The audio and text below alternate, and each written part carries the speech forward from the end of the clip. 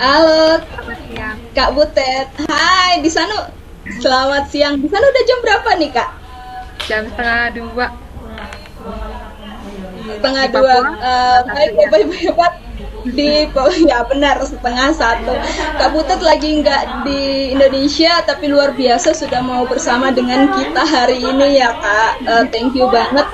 Dan sehat, Kak. Sehat. Sehat, sehat, sehat pastinya. Puji Tuhan. Aku sedikit nervous ini, Kak. Butet ini Sama. ngefans banget. Aduh, takut dan nervous.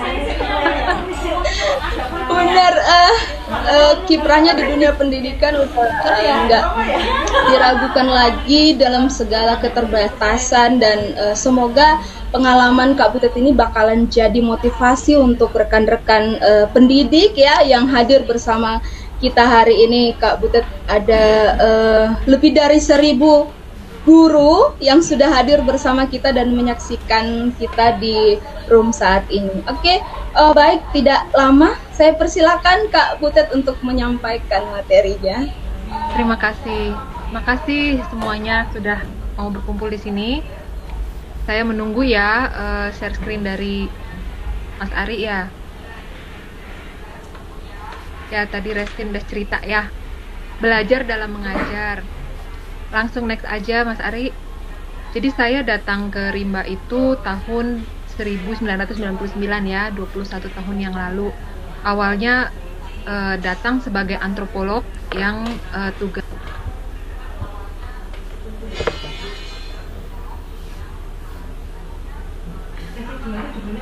tugasnya meneliti masyarakat adat orang rimba di sana. Mereka kan pemburu pramu. Nah, dengan model cara hidup yang pemburu pramu itu, seperti apa pendidikan yang dibutuhkan gitu. Karena sebetulnya mereka baik-baik saja sebenarnya kalau tidak ada masalah yang datang dari luar gitu. Lanjut Mas Ari. Jadi ini yang saya alami di awal-awal ya.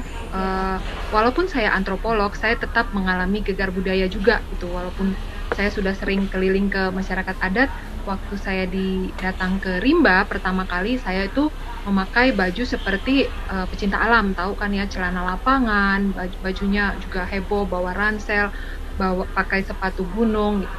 Nah, kemudian satu hari saya mengikuti mereka berburu ya, mau melihat jerat. Ternyata kita bertemu beruang. Nah, waktu bertemu beruang itulah saya banyak belajar sebenarnya, karena selama awal-awal saya berpikir kenapa kok mereka pakai cawat, nggak malu ya gitu. Kenapa kok mereka mau tinggal di hutan, kenapa nggak mau keluar dari rimba misalnya. Nah, setelah hari itu, waktu kami jalan-jalan di rimba, setiap kali saya masuk sungai ya, di rimba itu masuk sungai ya naik turun aja, saya harus buka sepatu, pakai lagi sepatu. Kadang-kadang menyeberang jembatan yang hanya satu batang pohon, saya terjatuh gitu. Satu hari kita dikejar beruang, saya nggak sempat lagi lepas sepatu, langsung naik pohon untuk menyelamatkan diri supaya nggak dicakar beruang ya. Nah, hari itu saya nggak bisa manjat pohon dan kantong celana saya penuh semua dengan air dan lumpur gitu, jadi naik pohon juga licin, nggak naik-naik. Nah, yang pakai cawat langsung cepet naik, anak-anak ya. Jadi mereka harus turun lagi dan bilang bahwa saya ini aduh, ibu guru bodoh sekali, kenapa udah bertahun-tahun di rimba kok nggak bisa manjat pohon kayak gitu-gitu. Jadi saya sebenarnya banyak belajar bahwa pintar atau bodoh itu tergantung siapa yang bicara dan di mana kita berada gitu. Sejak itulah saya berpikir, oh sebetulnya kenapa orang rimba pakai cawat, karena itulah yang paling operasional, mudah untuk naik pohon ya. Saya waktu dikejar beruang, topi rimbanya nyangkut di ranting pohon, bajunya nyangkut, sepatunya nyangkut di dalam sungai gitu. Jadi itu pelajaran pertama saya tentang cara pandang lah, perspektif seperti itu. Lanjut Mas Ari. Nah, kemudian di hari-hari berikutnya saya kemudian belajar lagi nih soal ternyata orang-orang di rimba itu punya loh sekolahnya sendiri ya. Ternyata mereka belajar juga dari kecil. Kalau di luar kayak kita di kota ini ada TK, SD sampai SMA sampai S1, S2, S3, saya kemudian melihat bahwa semua yang mereka lakukan itu sudah kontekstual ya. Anak-anak dari kecil belajar banyak hal ya, sudah mereka paham segala macam binatang-binatang. Coba next Mas Ari, kalian saya kasih lihat. Di sini anak yang dari kecil belajar menangkap hewan yang kecil. Kadang-kadang pakai ketepel, kadang-kadang pakai jerat-jerat yang kecil. Mereka juga dibantu oleh orang tua untuk menunjukkan gitu. Mereka belajar melalui metode 3 metode biasanya untuk peburu pramu ya, bukan sistem kelas kayak kita di sekolah. Mereka belajar melalui observasi, melalui bermain, dan melalui eksplorasi. Jadi mengamati orang tua dulu, terus kemudian mencoba menyontoh-nyontoh dengan bermain. Jadi masih kecil nih, menangkap tikus dulu, terus kemudian menangkap ular, sampai nanti istilahnya sejajar S3-nya tuh mengambil madu di pohon yang tingginya bisa sampai 100 meter gitu. Nah, itulah tingkatan pendidikan secara lokal. Sudah kontekstual karena memang semua pengetahuan dan kecakapan itu operasional terhadap keseharian mereka. Memang itulah yang membuat mereka bertahan hidup seperti itu. Jadi kemudian saya juga berpikir lagi, lalu untuk apa saya datang ke sini jika pelajaran yang saya bawa tidak ada manfaatnya seperti itu. Nah, coba lanjut lagi Mas Ari. Kemudian saya melihat juga mereka ternyata banyak loh masalah-masalah yang sudah waktu itu saya di situ udah sekitar 30 tahunan mereka mengalami banyak konversi besar-besaran dari hutan mereka ya, dijadikan perkebunan skala besar, dijadikan transmigrasi, semuanya itu ternyata menjadi masalah baru yang tidak bisa lagi dipecahkan oleh kecakapan mereka berburu, adat istiadat mereka, mantra-mantra itu nggak mempan lagi. Nah kemudian saya mencoba mengajarkan baca tulis kan, tapi mereka menolak karena itu tabu. Mereka menyebut baca tulis itu, menyebut pena itu setan bermata runcing. Karena setiap kali mereka berhubungan dengan orang yang punya pensil pasti sial gitu. Makanya kemudian ya saya ditolak-tolak terus. Saya mengalami penolakan sekitar 7 bulan ya, berpindah-pindah dari satu kelompok ke kelompok yang lain. Orang rimba itu tinggal di hutan seluas 60.000 hektar, ada 12 ketemenggungan atau 12 kepala suku, ada sekitar 3.500 orang di sana. Itu yang di dalam hutan saja, belum yang di luar hutan ya, yang sudah kehabisan hutan. Nah, di sana saya melihat sebetulnya ada peluang baca tulis ini bisa berguna. Tetapi mereka nggak mau, karena kadang saya datang ke satu kelompok, saya keluarkan pena saja, mereka sudah lari ketakutan karena mereka bilang itu setan dikeluarkan dari tas. Jadi permasalahan-permasalahan ini harus saya pendam dulu di dalam keinginan saya. Saya harus mencari celah bagaimana supaya mereka percaya saya ini teman bukan musuh, itu aja dulu. Setelah itu baru saya harus menunjukkan baca tulis ini berguna. Itu pun saya harus juga memberi kesempatan untuk diri saya. Mungkin saya salah, mungkin saya nggak benar gitu. Mungkin baca tulis malah membawa masalah baru ya, bukan pemecahan masalah gitu. Lanjut Mas Ari. Nah ini singkat cerita ya, setelah 7 bulan ditolak, saya lewat sehari-hari saya ikutin mereka ke pasar, mereka nggak bisa menghitung hasil jualan, mereka juga sering kehilangan tanah karena sering dikasih kertas yang mereka cap jempol, yang ternyata isinya menjual tanah, setuju menjual tanah, tapi mereka kan nggak bisa baca, jadi sering sekali abis cap jempol dapat hadiah apa, uang, rokok, gula segala macam. Berapa minggu kemudian bulldozer datang, mereka nggak bisa protes, karena kalau protes mereka tunjukkan, kemarin kamu sudah cap jempol ini, kamu sudah setuju menjual tanahmu. Nah ini yang membuat beberapa anak kemudian berpikir, saya harus belajar untuk melawan setan bermata runcing, kita harus menguasai setan itu supaya bisa imbang gitu berkelahinya. Nah singkat cerita, waktu saya belajar bersama mereka ya, mengajar mereka, ada satu momen di mana ketika kita belajar di hutan itu ada senso ya yang memotong pohonnya jatuh dan mereka berhenti belajar menatap saya. Mereka bertanya seperti ini, Ibu guru, kita tuh udah pintar baca tulis, tapi kenapa kok hutan masih habis juga? Kenapa baca tulis kita ini tidak bisa digunakan untuk menyelesaikan permasalahan utama kami, mengusir para pencuri kayu itu? Nah karena itulah lahir Sokola sebenarnya di situ ya, ketika kita dipertanyakan bahwa pendidikan yang kita berikan tidak bermanfaat untuk menyelesaikan masalah utama mereka ya, hidup dan mati mereka. Jadi Kemudian berlanjut nih, lanjut lagi, next. Jadi literasi ini sebenarnya ketika kita ajarkan, saya kemudian belajar bahwa sebenarnya sejak mulai mengajarkan huruf, mulai mengajarkan baca tulis, suku kata, kita sudah harus menceritakan permasalahan-permasalahan ini ya. Ini permasalahan-permasalahan yang ada di rimba, ada mereka nggak bisa hitung uang, mereka diambil hutannya, mereka bingung lawannya gimana, ada banyak sekali penyakit-penyakit baru yang tadinya nggak ada, jadi ada demam berdarah, jadi ada muntaber, ya macam-macam. Jadi kemudian akhirnya pelajaran dibawa ke situ. Selama ini saya pikir sudah kontekstual, tapi kok tidak menjawab permasalahan gitu. Lanjut. Jadi harus dipastikan dulu kita waktu itu, oh ini harus berdampak nih. Akhirnya kita kemudian mulai berpikir, masalah-masalah itu dijadikan kayak kurikulum ya. Kita menyebutnya metode hadap masalah ya. Jadi sekolah mereka lebih kepada bagaimana melawan setan-setan bermata runcing ini ya. Sementara pelajaran-pelajaran mereka yang secara budaya yang memang operasional terhadap bertahan hidup di rimba itu tetap harus berjalan seperti itu. Ya, jadi pelajaran-pelajarannya dari awal tuh udah dibilang, misalnya saya mengajar rusa, ruru, sasa. Nanti saya akan tanya, banyak nggak rusa di rimba? Dulu sih banyak Bu, kita tiap minggu makan rusa, tapi sekarang sekali setahun belum tentu.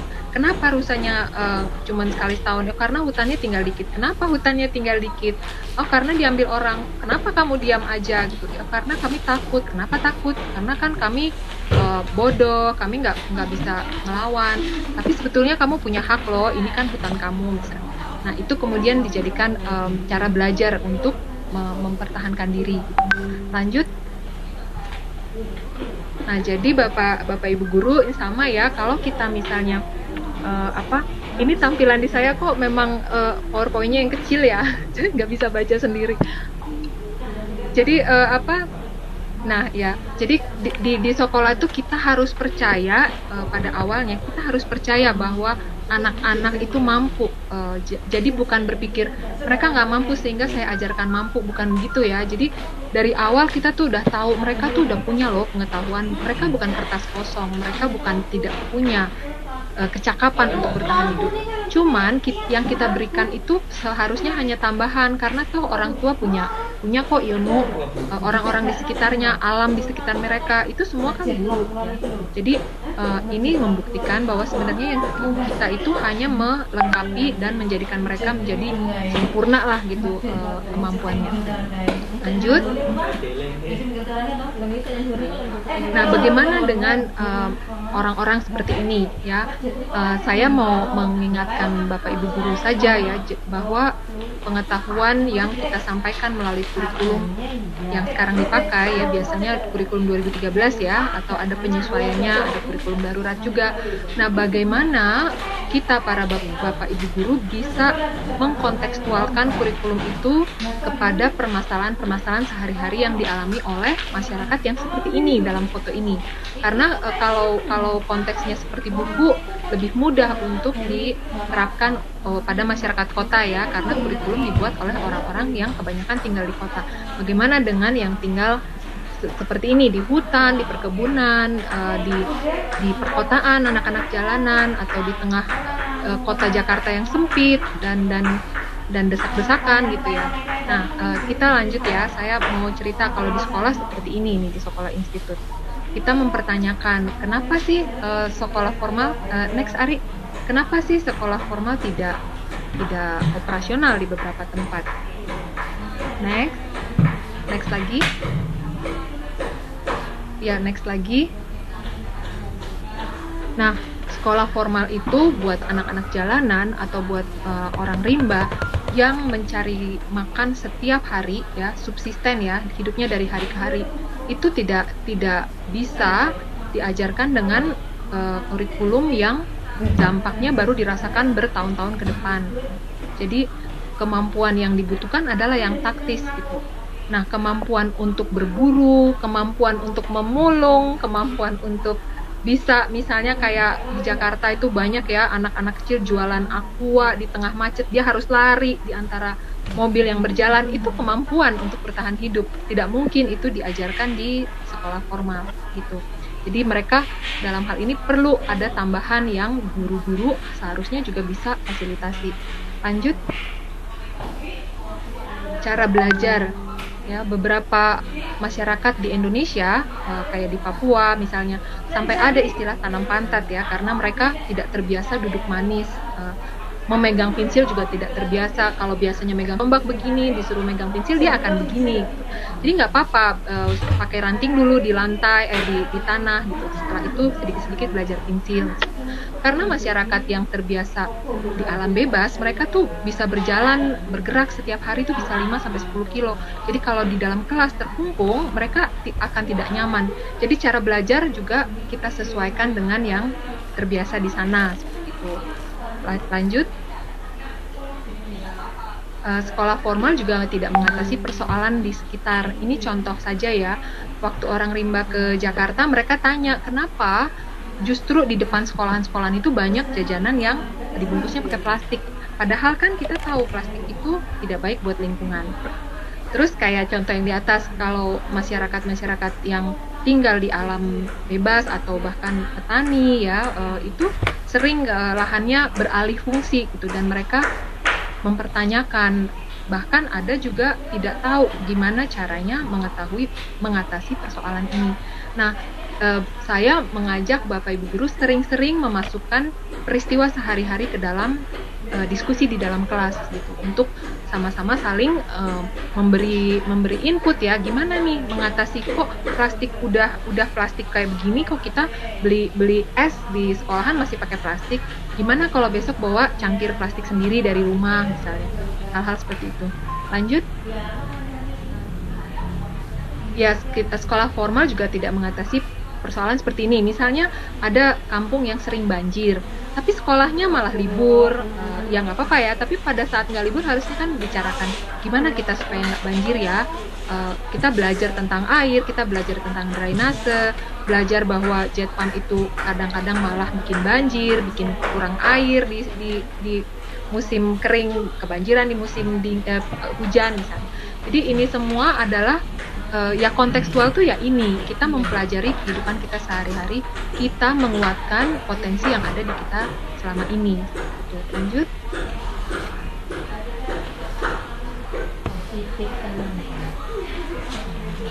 Terus ini yang saya maksud adalah nilai-nilai dan kebenaran versi lokal itu apa. Misalnya begini ya, bagi suku Mentawai misalnya, mungkin ada yang dari Sumatera Barat di sini, buat suku Mentawai yang disebut busana itu adalah cawat dengan semua tatonya ya.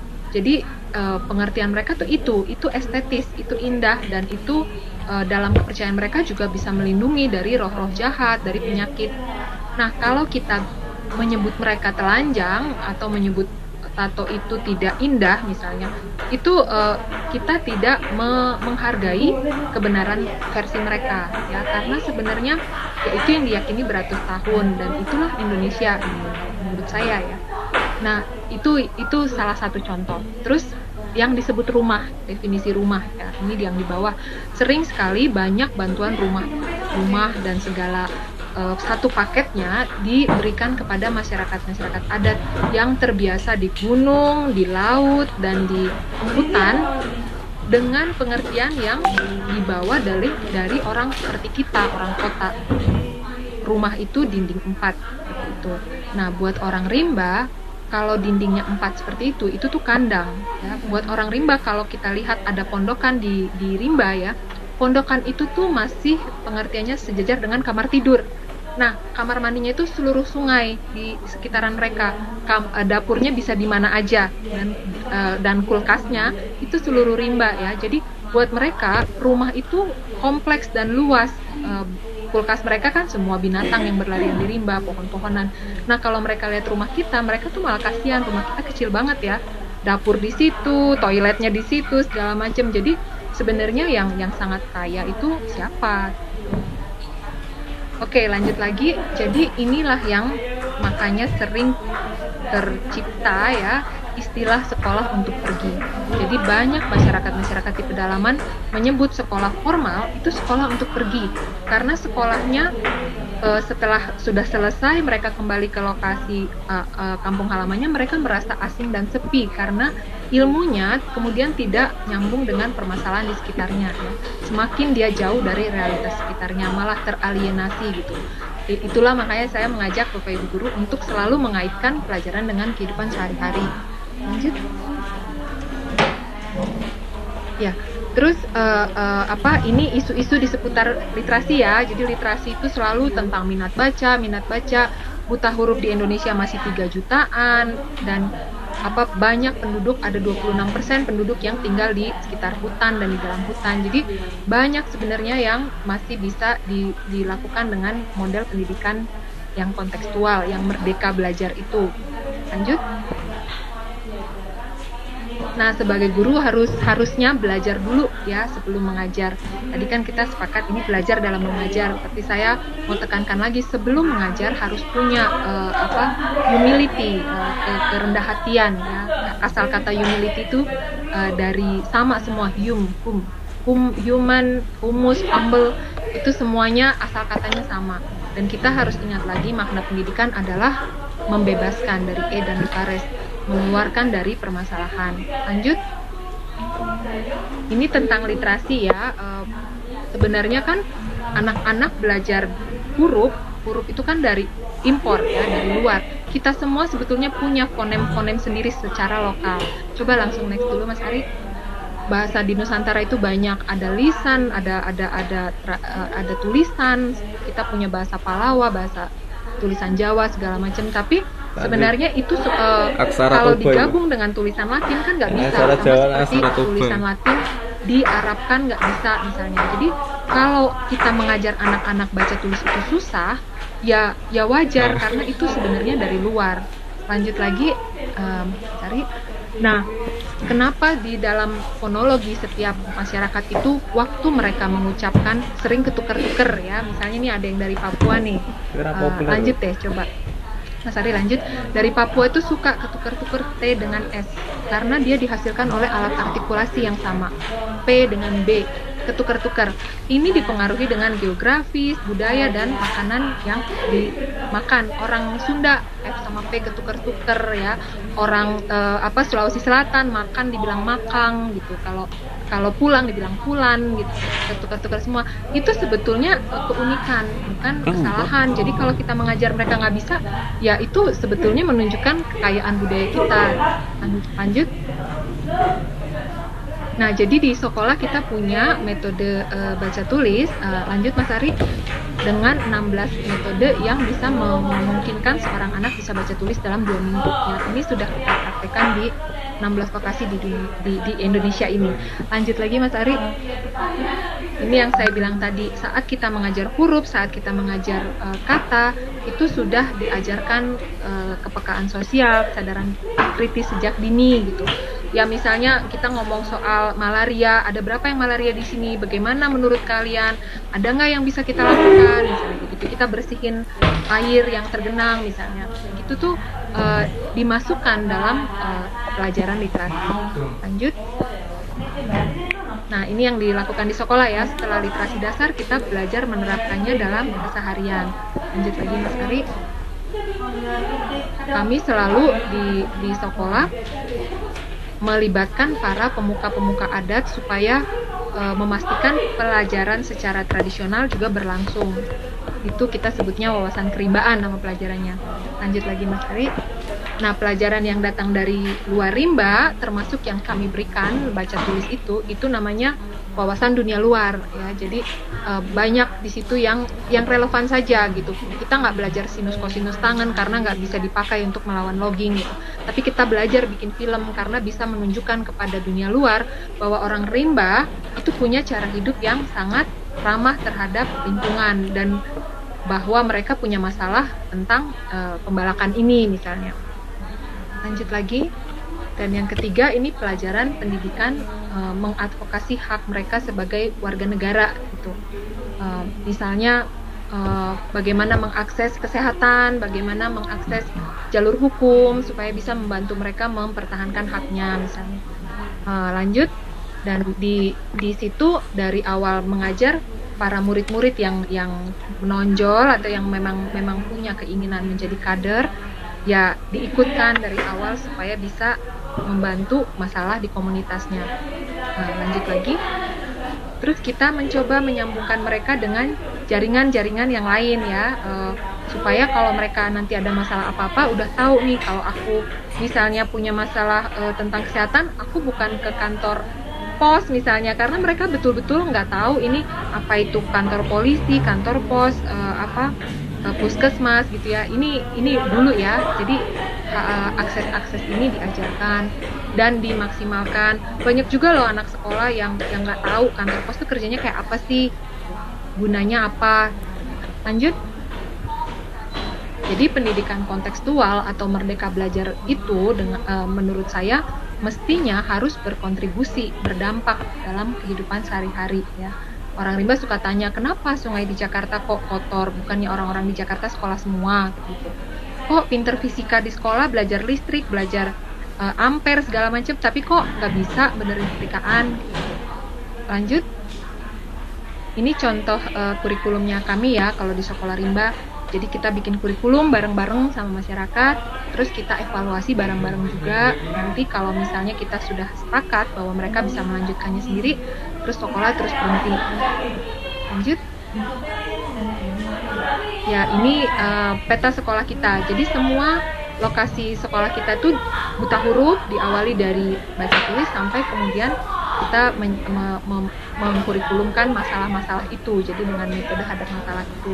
Jadi sudah menjangkau 15.000 penerima manfaat, sudah di 16 lokasi, dan para guru harus tinggal living di sana selama minimal 2 tahun. Jadi mengajarnya harus pakai bahasa lokal, beradaptasi di sana. Lanjut. Ya lanjut. Menurut orang rimba gitu ya, bahwa sekolah itu harus bermanfaat untuk hari ini, bukan untuk 20 tahun lagi. Kalau kita kan sekolah dari SD sampai SMA baru bekerja ya, baru dipraktekkan ilmunya misalnya. Tapi kalau buat mereka, orang rimba selalu mengajarkan saya, enggak Bu, kita harus memakai apa yang kita perlukan sekarang. Karena kalau kita memelihara hari ini, kita memelihara masa depan. Mereka seperti itu. Lanjut. Jadi ini sih intinya, para bapak ibu guru terutama yang banyak dari daerah ya, pastikan bahwa kita menghargai keberagaman yang ada di lokasi, keberagaman mata pencarian, keberagaman budaya, bahasa. Kalau bisa mengajar baca tulisnya pakai bahasa lokal. Nanti kalau di sekolah seperti itu ya, nanti kalau sudah lancar baca tulis baru pakai bahasa Indonesia. Karena kita percaya penyeragaman kurikulum itu akan membuat penyeragaman kecakapan juga. Nanti kalau semua orangnya seragam, padahal geografis kita beragam, jadinya kecakapan dengan tuntutan dari lokasi tidak match. Makanya terus mereka jadi urbanisasi ke kota, karena ilmunya cocoknya di kota. Jadi hati-hati bahwa penyeragaman itu bisa membunuh keberagaman. Lanjut lagi. Itu aja sepertinya. Jadi yang penting adalah pendidikan kontekstual itu kunci. Jangan sampai sekolah yang kita berikan malah menjadi sekolah untuk pergi itu. Lanjut lagi, ini yang terakhirnya. Jadi ini pesan-pesan saya sih. Jadi konteks yang ada di situ yang seharusnya membentuk konten pelajaran dari kita, bukan sebaliknya. Pelajaran yang kita bawa mencoba membentuk masyarakat yang ada di situ. Itu saja dari saya, Resti. Silakan diambil alih. Oke, baik Kak Butet. Wow, seru banget ya. Pengalaman yang luar biasa. Bahkan Kak Butet udah bagaimana mengubah pendidikan yang banyak sekali orang melihat itu bahwa ya mustahil gitu. Dan saya senang banget nih Kak Butet dengan materinya, karena dari segi keterbatasan dan lain-lain, saya pun merasakan tapi ternyata lebih kuat di sana lagi, di tempatnya anak-anak di sana, di sekolah rimba itu. Bagaimana Kak Butet menggunakan kurikulum yang berbeda dari yang lain. Dan yang paling saya senang adalah tadi bahwa pendidikan yang kontekstual itu harus berdampak ya sekarang, tapi bukan langsung ke masa depan, tapi sekarang. Itu luar biasa. Iya benar. suka banget dengan bahkan metodenya itu, dan ini kalau saya mau bertanya nanti teman-teman yang lagi menyaksikan nggak dapat jatah bertanya ya Kak Butet. Saya yakin mereka bahkan banyak yang bertanya, apalagi rekan-rekan yang di luar daerah, apalagi yang daerah 3T dan lain-lain. Semoga motivasi nanti dari pertanyaannya mereka itu bisa memberikan jawaban sehingga mereka dapat solusi dari Kak Butet. Nah, Kak Butet, kita akan masuk nih. Ya. Kita akan masuk sesi tanya jawab, Kak. Banyak banget nih pertanyaan dari rekan-rekan. Nah, sudah ada pertanyaan pertama tadi Kak Butet dari Bu Etik Setiawati. Bagaimana menerapkan semangat sekolah rimba dalam pembelajaran di era pandemi ini? Nah, gimana nih Kak Butet? Bisa langsung dijawab ya? Ya. Kalau di sekolah rimba kalau di sekolah rimba itu sebetulnya tidak ada masalah dengan pandemi ya. Orang rimba sendiri sudah punya metode sosial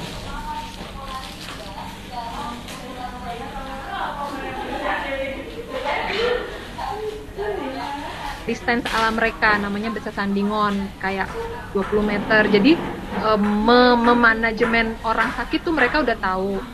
Terus kalau di sekolah rimba sendiri atau di sekolah institut sendiri, guru-gurunya justru menjadi kesempatan sekarang untuk belajar dari si masyarakatnya. Sebenarnya masyarakat yang di pedalaman ya, masyarakat adat ini adalah orang yang paling tidak terdampak dalam pandemi ini. Yang terdampak tuh orang-orang di kota, petani, nelayan, ya mereka melaut aja tetap, selama tidak ada orang yang datang menularkan ke semua ya. Hanya harus dipastikan itu. Makanya kami para gurunya memang karena kita tinggal di lokasi, jadi nggak terlalu terpengaruh untuk harus social distance, kecuali kalau udah keluar ya jangan masuk lagi gitu. Terus menerapkan semangat belajarnya tuh menurut saya justru untuk lokasi-lokasi yang tidak ada sinyal ya, artinya biasanya mereka punya kelebihan bahwa masyarakat di situ biasanya gurunya itu alam. Nah, misalnya seperti pesisir yang sangat jauh gitu, yang terpencil, atau gunung atau hutan yang jauh ke kota, itu pasti orang tua, banyak orang di situ yang ahli kan berburu, ahli nelayan, ahli bertani. Itu adalah guru-guru kehidupan yang sebenarnya paling ahli ya. Saya selalu bilang masyarakat di pedalaman, di pesisir, di perkebunan, di sawah, itu adalah profesor di lokasinya masing-masing. Kenapa kalian atau kita nggak manfaatkan profesor itu? Kalau saya dengar ibu guru di kelas cerita tentang bagaimana bertani atau menghasilkan padi yang baik, saya akan tanya, kamu punya sawah nggak? Ibu guru punya sawah nggak? Kalau punya, baru saya akan percaya ya. Kalau enggak, saya akan dengar tapi saya akan skeptis gitu. Saya curiga, ibu belajarnya dari Google kali ya. Tapi kalau kita langsung dari ahlinya, kita bisa turun langsung bareng ke sawah. Kalau menurut saya, justru ini kesempatan untuk banyak bapak ibu guru. Kita semangatin anak-anak untuk belajar dari orang tuanya atau siapapun yang ada di sekitaran mereka, dari pamannya atau dari cuma tetangga. Ada misalnya pabrik tempe di situ, pabrik jamu, itu jadi kesempatan untuk belajar. Kalau menurut aku begitu, Mbak Eti, Guru Eti. Udah ngejawab belum ya? Dan guru-gurunya, guru-gurunya juga bisa membuat tugas seperti ini. Misalnya dia tahu, oke, anak-anak muridku ini lokasinya di dekat pabrik jamu, lokasinya di dekat misalnya pabrik sawit misalnya. Ya tanya, coba kamu jelaskan proses menanam sawit sampai panen misalnya, apa kegunaannya, apa hamatnya. Itu nanti dia disuruh presentasi di kelas, sehingga seluruh kelas termasuk kita, ibu gurunya, belajar sesuatu hal yang baru. Jadi kalau jadi guru kerjanya mengajar terus, suatu hari kita akan merasa kosong dan merasa tidak punya sesuatu yang bisa menyemangatkan kita gitu. Karena setiap orang sebetulnya terlalu senang belajar sesuatu hal yang baru. Jadinya bukan pengalaman mengajar 20 tahun lagi misalnya, tapi pengalaman mengulang 19 tahun, mengajarnya cuma setahun.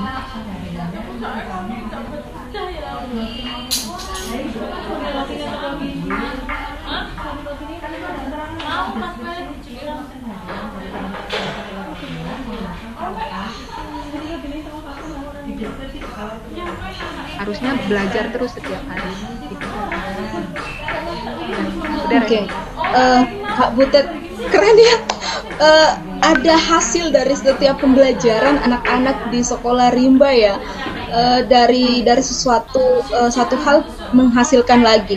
Nah, Kak Butet, ini ada pertanyaan lagi dari pertanyaan kedua ya Kak, sebelum ini dari Pak Deni Purba. Nah, Pak Deni Purba, bagaimana? Ya, ini langsung Pak Butet Horas katanya gitu. Bagaimana caranya mensinkron? Pakai ngirim kan gulingnya podo. Nggih, sami. Gurteke Isine pinten? isine risalah Isine, sing anu, tapi nek sing diklik ngono nek pilihane Gusti mau tetepan. Apa nggih? Heeh. Kirim juga kula. Lah mau ora kena sisi. Nggih, jam 1. Berarti gerur Nggih kasane niki beda terus. ya. Nggih. Gur risalah Nggih.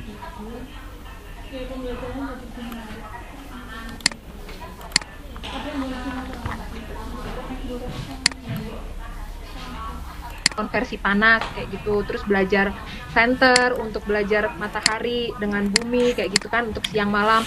Ya kalau nggak ada center kita pakai misalnya matahari siang-siang dengan apa cari buah yang bulat misalnya. Terus saya belajar tentang apa misalnya mengerami telur itu karena panas kemudian bisa jadi anaknya, itu bisa selalu dipakai apa yang ada di sekitar sebetulnya. Jadi dari kurikulum nasional itu jadi namanya cuman kayak tema ya, kayak tematik atau cuman kita pilih-pilih juga. Kita nggak harus sebetulnya menyesuaikan bulat-bulat dari kurikulum nasional. Ini juga dalam waktu jam belajar juga itu juga kita nggak pakai waktu-waktu seperti sekolah, karena kalau sekolah itu kan misalnya jam 7 sampai jam 2 misalnya. Nah, jam 7 sampai jam 2 ini buat masyarakat Papua adalah waktu yang baik untuk memangkur sagu. Kalau setiap hari yang waktu memangkur sagu dipakai untuk bersekolah formal, begitu selesai sekolah dia nggak bisa mangkur sagu lagi. Padahal 6 tahun dia belajar di SD nggak ada tentang memangkur sagu. Yang ada adalah ilmu-ilmu yang nggak bisa buat dipakai memangkur sagu atau berburu burung misalnya kayak di Papua ya. Di rimba juga begitu, bangun tidur yang dilakukan oleh anak-anak rimba adalah menengok jerat yang mereka pasang sore-sore sebelum senja, sehari sebelumnya. Pagi itu pasti mereka melihat jeratnya semua. Jerat-jeratnya itu disesuaikan dengan vegetasi tanaman ya. Vegetasi ini makanan beruang ya jeratnya jerat beruang, kalau kancil ya jeratnya kancil, ular. Jadi itu adalah praktek-prakteknya gitu. Tapi bagaimana mengaitkannya dengan kurikulum nasional? Kalau di kami kita nggak harus mengacu ke situ, sesuaikan dengan ilmu. Tapi kalau misalnya Bapak Ibu guru harus melakukan itu semua ya bisa-bisanya aja dikaitkan dengan kenyataan sehari-hari aja. Sampai rumah misalnya kalau belajar berbagi-bagian misalnya ya suruh anak-anak cuci piring misalnya dari Senin sampai Minggu, terus kemudian dibagi 7, berarti per hari rata-rata itu misalnya 7 piring kayak gitu. Kalau menurut saya semuanya harus dipraktekkan dalam kehidupan. Setiap apa yang kita pelajarin atau apa yang kita ajarkan, kita harus bisa membuktikan atau menjelaskan apa manfaat ini buat kehidupan. Paling gitu Mbak Ito Purba. Oke, baik. Kak Butet.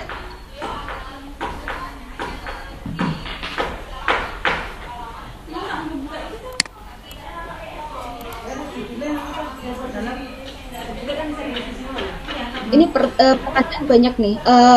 Kita mau live langsung nih dengan salah seorang penanya. Beliau adalah guru di pedalaman, punya pengalaman juga. Nah, nanti kita mau langsung sama-sama di room sini. Oh ya? Pedalaman mana nih?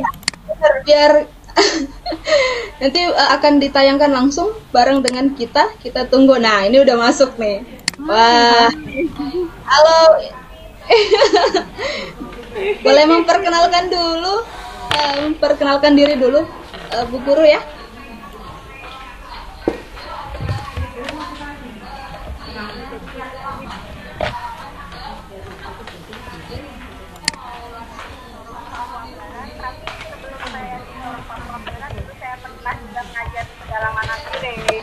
Dan apa yang disampaikan oleh kakak Butet, saya panggil kakak ya karena sedikit di atas saya, ternyata sangat-sangat luar biasa menginspirasi dan menginspirasikan saya, terutama saya jadi teringat pengalaman saya ketika saya dulu mengajar di Nabire. Bagaimana saya bertemu dengan anak-anak yang walaupun sudah di level SMA, karena saya guru SMA, tapi sebenarnya mereka tidak tahu, bahkan belum paham benar tentang huruf, baca, tulis itu tidak dimengerti, tidak tahu cara berhitung. Jadi saya waktu jadi guru SMA, saya juga kebingungan apa yang harus saya ajarkan kepada anak-anak saya, karena itu tadi pendidikan mereka selama di pendidikan dasar, di pendidikan menengah pertama itu sepertinya tidak ada kontribusinya sama sekali, karena di SMA ketika saya bertanya 2 kali 2 aja dia bingung, 2 kali 1 dia bingung apa itu gitu ya. Membaca kata dia harus lama untuk mengeja. Jadi apa yang disampaikan Kak Butet tadi itu benar-benar mengingatkan saya. Di beberapa waktu yang lalu saya pernah mengalami hal yang sama. Baik, aduh terima kasih, saya jadi gemetaran ini. Kak Butet ini materinya sangat menarik, tidak bosan saya mendengarkan tentang apa yang disampaikan, dan memang kisah nyata yang Kak Butet paparkan hari ini itu sudah pernah saya baca melalui filmnya juga sudah saya tonton, dan sangat-sangat inspirasi sekali. Dan pertanyaan saya kali ini adalah, mungkin ini yang tidak saya tidak punya keberanian besar seperti Kak Butet pada saat itu, adalah bagaimana gebrakan yang dilakukan Kak Butet melalui kurikulum yang dibuat sendiri, tapi itu punya dampak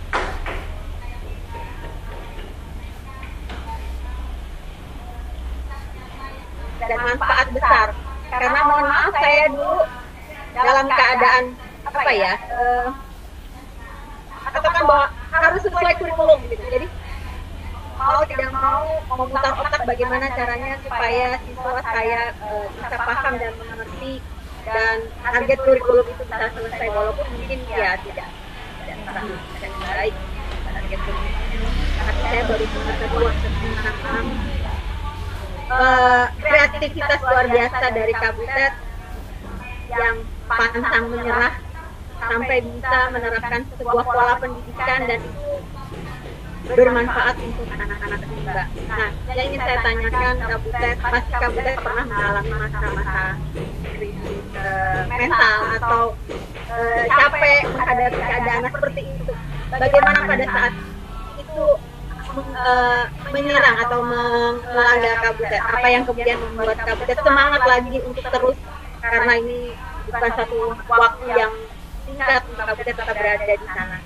Mungkin itu saja tentang pertanyaan saya. Terima kasih. Ibu Guru Novita ya, saya. Kalau ya tadi kalau dengar ceritanya sepertinya Ibu Guru Novita ini kayak memaksakan kurikulum gitu kan ke konten. Jadi apa konten yang kita bawa, masyarakat dan anak yang di situ yang nyesuaiin dengan konten gitu kan, padahal mestinya kita yang nyesuaiin gitu. Terus kalau misalnya ya memang udah susah ya kalau udah SMA baru belum tahu 2 kali 2 kayak gitu. Tapi mungkin ditanyanya bukan 2 kali 2, jangan pakai bahasa kita gitu, pakai bahasa mereka. Misalnya kamu kopu cendrawasih 2, baru temanmu punya 2 gitu, kayak gitu-gitu. 2 kali 2 itu lebih harus pakai bahasa mereka, dunia mereka gitu. Itu yang sering aku lihat ya dari Bapak Ibu guru. Kita punya sekolah juga di Asmat, Mbak Novita, di Momogu Batas Batu gitu. Itu saya waktu itu melakukan ekspedisi literasi bersama teman-teman, itu ngunjungin sekolah-sekolah. Semua guru mengeluh tentang anak gitu. Nah, semua anak mengeluh tentang guru. Orang tua mengeluh tentang guru, orang tua mengeluh tentang anak, semua saling mengeluh ya. Saya pingin gurunya yang coba seandainya kamu mengeluh tentang dirimu sendiri gitu, apa yang salah gitu. Karena memang kebanyakan mengajar aja harus bahasa Indonesia, jadi anak itu harus belajar bahasa Indonesia. Terlalu banyak yang kita tuntut dari seorang anak untuk bisa bersekolah ya harus pakai seragam, padahal biasanya mungkin pakai sali ya, cawat untuk perempuan di sana, atau biasanya berjalan keliling-keliling sambil belajar, ini harus duduk manis, harus tanam pantat. Terus nggak bisa bedain T sama S, disalahin terus kan, orang Papua bilang tanah itu tanah gitu, kan bilang cuci juji gitu. Disalahin terus, padahal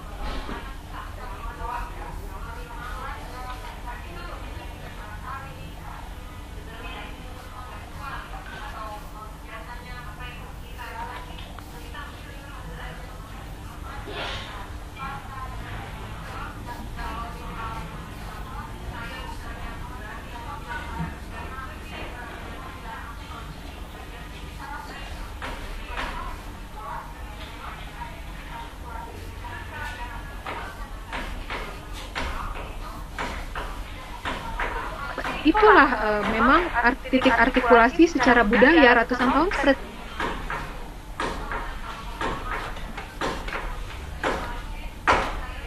seperti itu gitu. Mestinya ya udah nggak apa-apa aja, kita juga kan kalau ngerjain soal ujian kita selesaikan yang mudah dulu, yang susah nanti. Nah kami di sekolah juga gitu, kekhususan fonetik masyarakat di sini nggak bisa bedain C dengan J, B dengan P, C dengan S, udah skip, yang lain dulu. Nanti kalau dia udah lancar, dia punya kepercayaan diri, baru kita masuk ke soal yang susah, kalau ada waktu, kalau dia mau gitu. Nah itu juga salah satu sebenarnya yang disebut kontekstual ya, bukan hanya menggunakan apa yang di sekitar, tetapi kita benar-benar masuk ke dalam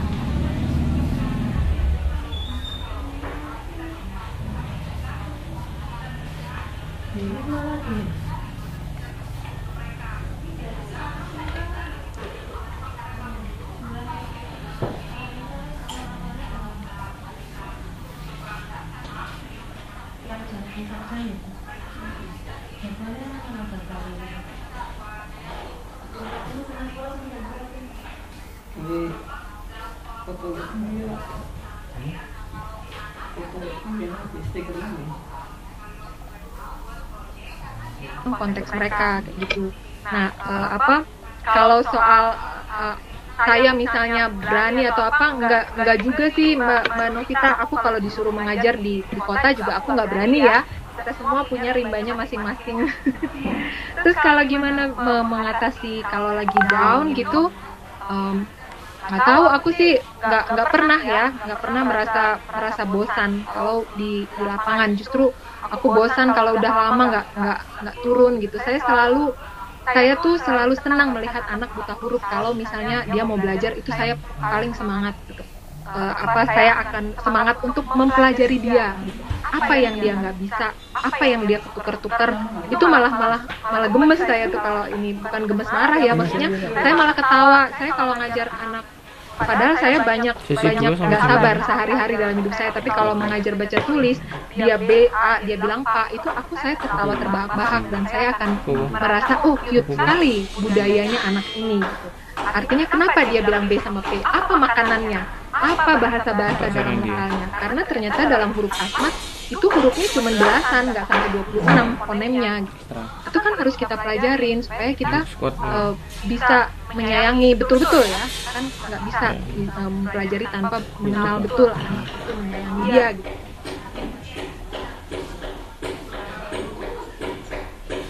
Nah kalau menurut saya kenapa seorang guru bisa bosan ya, teacher burn.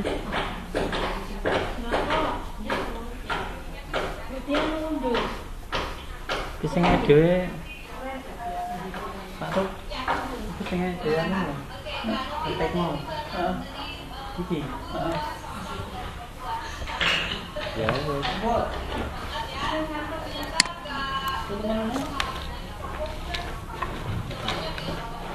Iya, iya.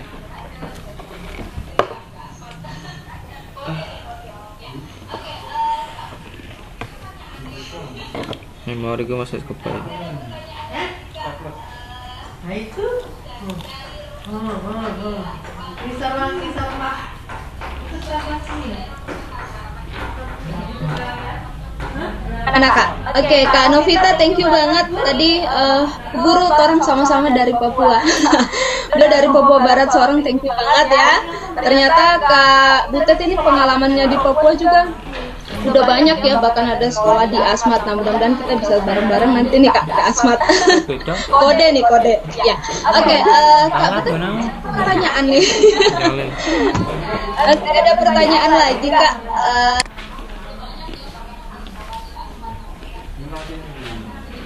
Ke lokasi.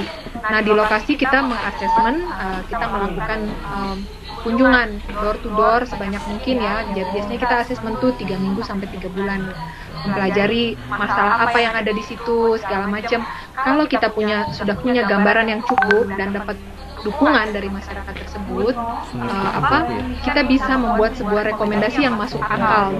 Yang masuk akal di sini tuh, kalau dari saya ya, saya menyarankan memastikan bahwa mereka ini punya potensi yang mendukung rencana jangka pendek dan menengah RPTJM ya. Nah, mendukung RPTJM-nya kabupaten itu kan sebetulnya kalau untuk bisa menjadi potensi maksimal, sebuah komunitas seharusnya menjadi dirinya sendiri. Diajarkan untuk mencintai potensinya, mengembangkan yang ada dengan mereka ya. Kalau di situ bagus untuk jagung, jangan diajarin sinus kosinus tangan lah, fisika kimia yang terlalu heboh gitu. Ya dikuatkan atau diberi muatan lokalnya lebih banyak tentang jagung misalnya. Nah, kemudian direkomendasikan ini model pendidikan yang akan kita lakukan bisa diusulkan. Itu kita lakukan di Sumba sebetulnya. Tapi di lokasi-lokasi kita yang lain, itu biasanya kita tabrak langsung ke komunitas. Setelah sudah menunjukkan hasil, baru kita promosikan ke kecamatan, ke desa, ke kecamatan, kabupaten, sampai ke provinsi. Kalau sudah dilihat ada contoh pilot yang berhasil ya, anak-anak atau pemuda-pemuda yang membangun desanya dengan potensinya sendiri, bijaksana gitu mengatasi masalahnya, bukan yang demo-demo heboh marah-marah, bukan. Jadi ada kesadaran kritis dan kesadaran transformatif yang positif untuk membangun dirinya, sehingga bisa kolaborasi sama kecamatan dan kabupaten dan provinsi. Biasanya begitu sih. Jawab nggak? Oke Kak, gitu ya Bu Radiah dari Kalimantan Utara. Nah, ada pertanyaan lagi Kak. Nggak bosan ya? Banyak banget ya pertanyaannya. Dari Bu Min Lestari dari Gorontalo Kak. Saya guru dari daerah 3T sering berhadapan dengan siswa yang menganggap sekolah formal itu tidak penting. Bagaimana cara membujuk anak-anak itu agar tetap mau belajar? Gimana nih? Gini, saya pernah didatangi satu pegiat literasi ya, yang mengajar di masyarakat laut nih, masyarakat laut. Terus dia bilang, anak-anak itu lebih senang melaut, Ibu, bilang saya. Bagaimana cara mengubah cara pikir anak-anak itu supaya mau belajar dengan saya? Nah, saya jawabnya apa? Saya bilang, cara pikir kamu yang harus dirubah. Mungkin saya harus membujuk Ibu Iin nih, yang mungkin siapa tahu memang sekolah formal itu tidak berguna buat hidupnya. Ya, bisa nggak kita membuktikan di mana manfaat sekolah formal ini dalam kehidupan 3T itu ya? 3T-nya ada apa di situ? Misalnya mereka di pegunungan, biasanya soalnya saya melihat banyak sekali masyarakat di pedalaman yang sudah mengenal sekolah formal malah menjadi semakin miskin, malah menjadi semakin konsumtif, sehingga mereka menjadi tersiksa karena konsumtifnya itu ya.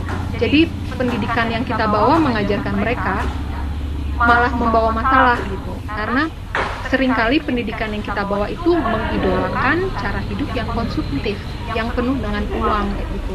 maksud saya bukan suatu kesalahan gitu ya, tapi dipastikan apakah mereka punya kemampuan untuk menjadi konsumtif misalnya, atau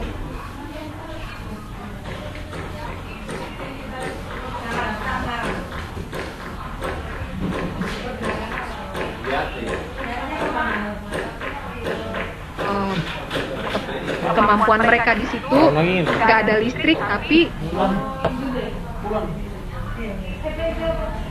disalahkan karena online, belajar online pakai handphone misalnya. Jadi cara pikir kita dulu yang harus dirubah. Sama seperti kayak gini, saya sering mengajar anak-anak cepat bosan. Gimana cara mengubah mereka? Mungkin kita yang harus merubah diri kita. Mungkin kita membosankan, karena biasanya murid adalah cerminan guru. Ya. Coba kalau aku kayak aku suka kayak gini nih, kalau di kelas aku bilang BA, dia jawabnya A. Nanti aku BA, dia akan B gitu. Jadi kan suka kayak gitu ya. Saya dulu ingat waktu masih kecil di sekolah, guru saya kalau teriak, baru anak-anak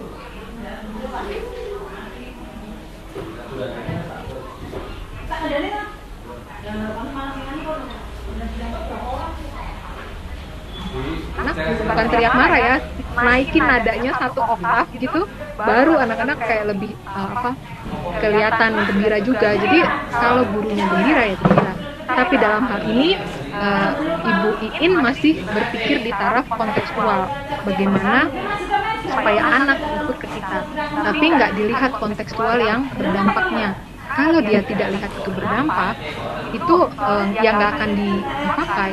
Apalagi masyarakat di pedalaman yang tergantung dengan alam, mereka tuh sangat pragmatis ya. Kalau nggak ngelihat gunanya, ya nggak masuk akal, ya nggak mau. Jadi makanya saya bilang harus pastikan dulu bisa nggak kita tunjukkan gunanya. Saya juga pernah diceritain satu guru yang berada di satu lokasi yang semuanya kepingin banget dapat ijazah SMA hanya untuk jadi TKI. Dan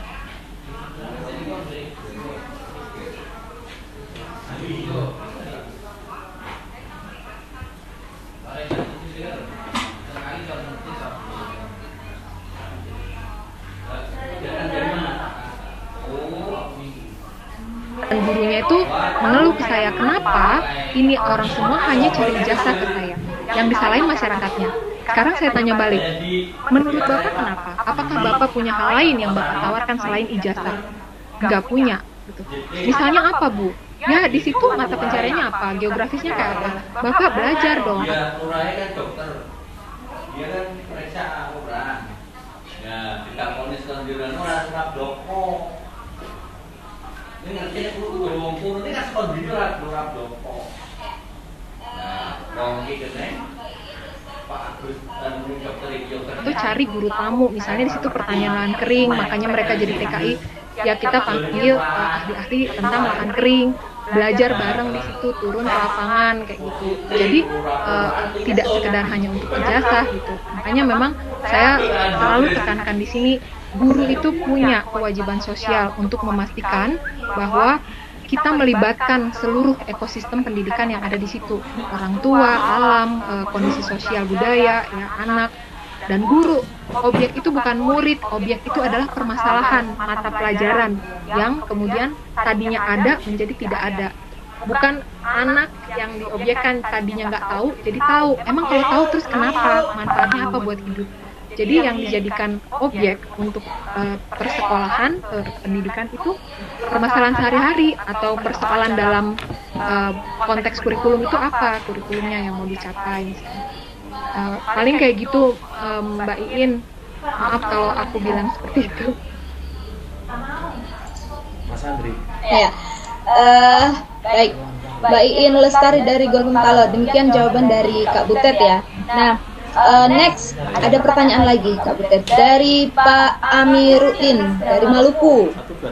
Bagaimana cara memotivasi diri mendidik siswa di rimba dengan banyaknya tantangan dan penolakan bahkan sampai diusir katanya itu. Ini pengalamannya Kak Butet. Waduh, itu itu harus baca buku saya kayaknya, agak panjang ya. Aku coba singkatin ya. Ya saya bukan selalu kuat terus dan semangat terus, sebenarnya berkali-kali juga sering menyerah gitu. Diusir ya packing ransel, pulang, keluar, balik ke desa, ke kota kabupaten. Tapi setiap kali saya mau pulang, dulu kan dari Jambi ke Jakarta saya naik bis ya, setiap kali mau pulang, ya sepertinya kayak hati saya tertinggal di rimba gitu. Ini mungkin yang disebut itu ya, passion mungkin ya, kan sebetulnya makna passion itu artinya suffering, menderita. Kita bersedia menderita untuk keinginan kita. Karena kalau tidak dilakukan, kita malah merasa mati walaupun kita hidup. Jadi sepertinya itu yang aku alamin. Jadi setiap kali saya keluar rimba, jadi dulu di rimba saya 9 tahun ya intensif di sana.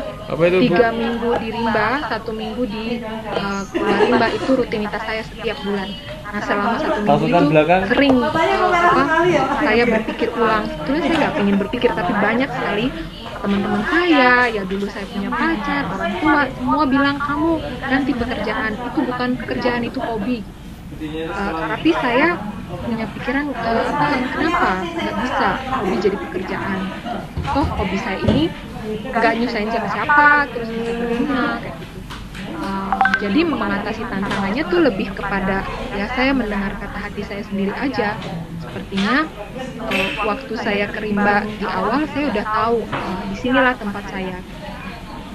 Dari kecil pun sudah tahu kalau saya yang saya inginkan dalam hidup saya itu bekerja di hutan. Nggak ragu ya. Udah kayaknya. Ya. Keren ya Kak, punya keterpanggilan ya, hobi menjadi pekerjaan ya. Pak Amiruddin gitu jawaban dari Kak Butet. Nah next pertanyaan Kak Butet dari Maya Ayu Andika. Jika di pendidikan formal ada ujian akhir, apa tolok ukur yang digunakan di sekolah rimba untuk mengetahui keberhasilan siswanya?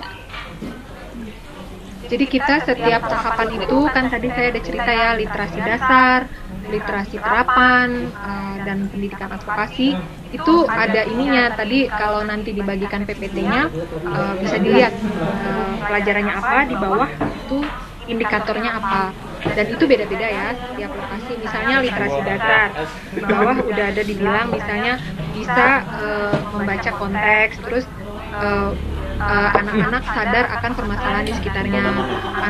Terus ada pembentukan komite adat yang terdiri dari orang tua dan ahli-ahli adat di sana yang akan mengawal, istilahnya mengawal persekolahan ini supaya tetap menguatkan adat.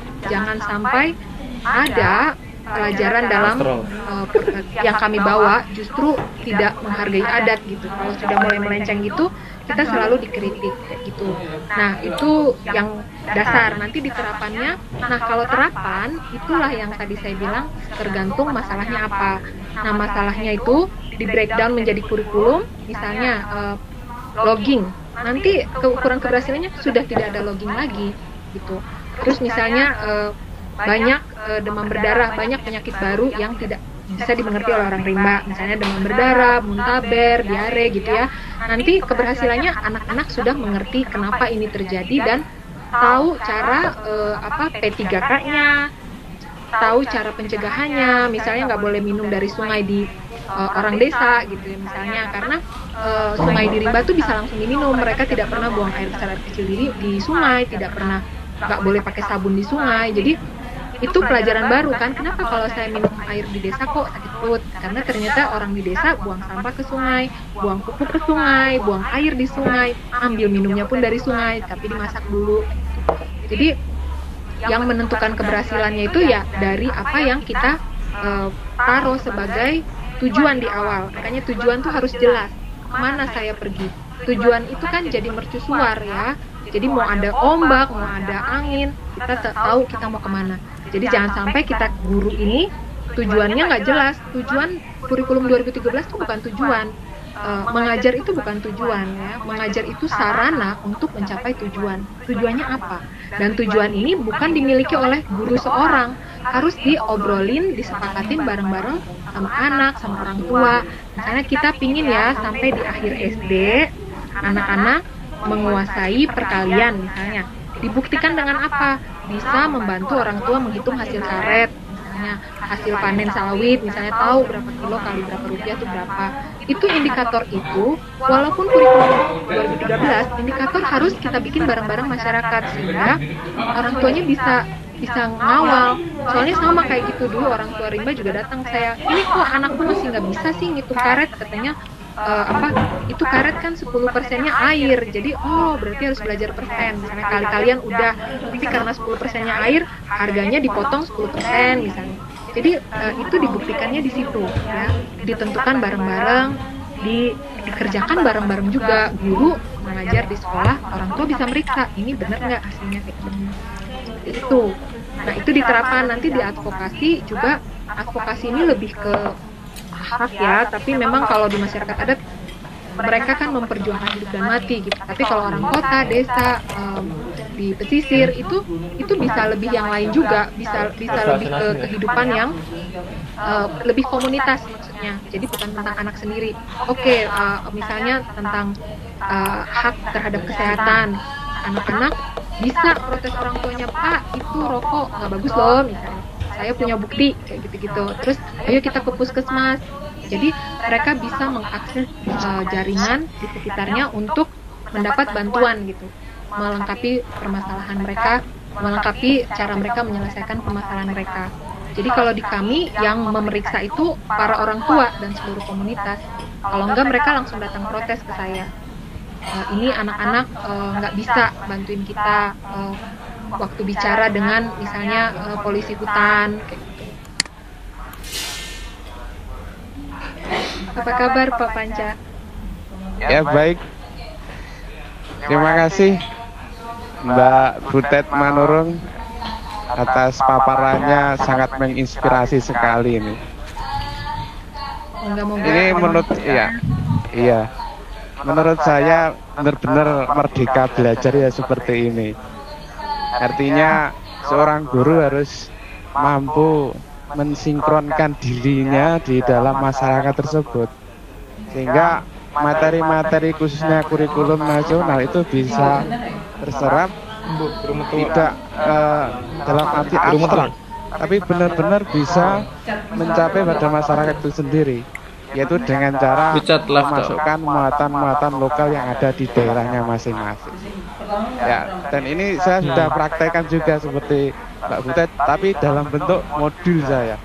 Karena selama ini ya modul saya baru di pemaparan di bab 1 saja, karena kalau saya buat bab selanjutnya ada guru yang tidak menyukai hal tersebut karena merasa ini kok ada materi kali, sedangkan kita harus sesuai dengan kurikulum nasional dan sebagainya. Ini penyadaran seperti ini yang masih belum bisa saya lakukan di daerah saya untuk guru-guru di khususnya di Magetan, Jawa Timur ini.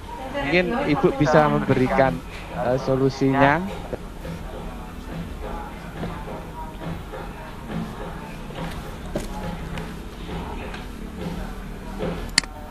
Saya untuk guru-guru di khususnya di Magetan, Jawa Timur ini. Mungkin Ibu bisa memberikan solusinya dalam hal ini, Bu. Terima kasih. Supaya masih guru sama lain setuju atau supaya apa tuh? Iya. Iya, artinya guru bisa mempraktekkan sumber kurikulum nasional itu bisa sesuai dengan muatan lokal yang ada gitu. Tujuannya masih sama, Bu Yuan. Udah berapa Ini yang lama di masih. sana? Saya baru 2 tahun ini, Bu.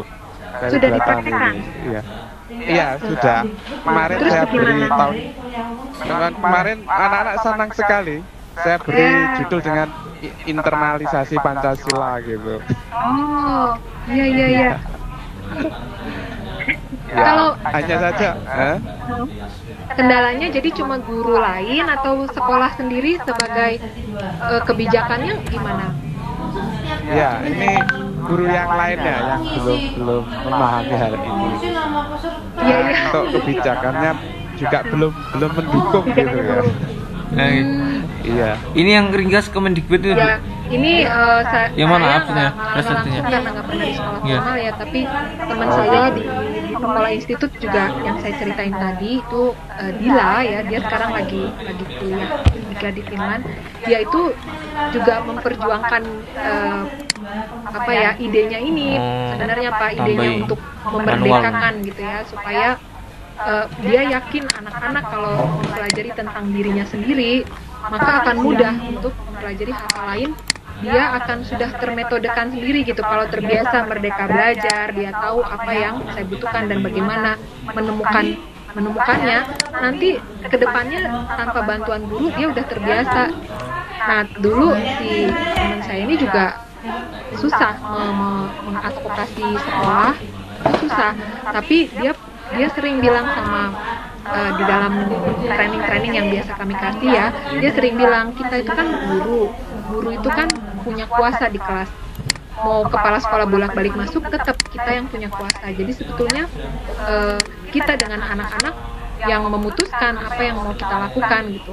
Kalau menurut saya sih Pak Panca pastikan dulu agar anak-anak tidak sekedar senang, tapi memberi manfaat nyata gitu, menunjukkan manfaatnya kepada sekolah, kepada orang tuanya, kepada masyarakat. Misalnya mereka menemukan bikin riset apa ya yang bermanfaat. Entahlah, misalnya ada berapa banyak misalnya sampah pampers misalnya di sungai di seputar sekolah gitu. Terus dia hitung, terus kemudian kalau sehari sekian, setahun sekian, kalau diuangkan sekian. Gimana kalau kita bikin apa namanya, kalau di itu apa sih, kalau di diaper popok kain, gimana kalau kita bikin popok kain kasih kepada ibu-ibu sekitar sekolah misalnya. Itu kan bukan cuma senang tapi berdampak gitu. Cara pikir seperti itu yang harus direplikasi atau dicontoh oleh setiap anak.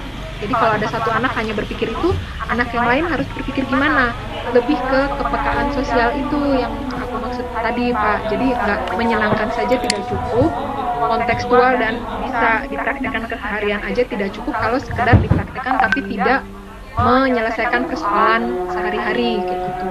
Mungkin saya yakin kalau Pak Panca kan udah punya modal besar di sini karena anak-anak senang dan Bapak juga sangat passionate sama kurikulum yang Bapak bikin kontekstualnya itu, nanti terus bikin proyek-proyek yang mengatasi persoalan di situ. Nah, memetakan masalah juga jangan kita sendiri, kita bisa tanya pikiran-pikiran guru, ya guru-guru lain dilibatkan ya, supaya ngerasa memang ini misi bersama. Pak Panca minta masukan, minta dikritik, kayak gitu. Barulah nanti kalau udah ada pilot project yang bermanfaat, jadi sekolah itu bisa di tempat Pak Panca, nanti sekolah itu bisa menjadi community center kayak gitu, jadi menjadi pusat pembelajaran masyarakat, bukan cuma pusat pembelajaran anak-anak, karena bisa memberi solusi dari karena anak-anak itu sebetulnya punya daya kritis yang tajam dari kecil. Kalau sampai kita paksakan selalu mengikuti kurikulum, tidak memberi tempat buat mereka bertanya, memprotes, mengembangkan diri atau punya ide gitu ya, itu nantinya akhirnya jadi nggak merdeka dan nantinya jadi mentalnya follower terus, nggak punya ide-ide baru ya. Kan beda, kan sebetulnya anak itu kalau punya ide tuh kita sampai heran ya, kok bisa sih melukis dan dibalik lukisannya, kenapa harus pakai kuas, kenapa nggak pakai kayu, kenapa gini. Nah, itu menurut saya harusnya dikasih ruang. Itu sih dari saya Pak Panca.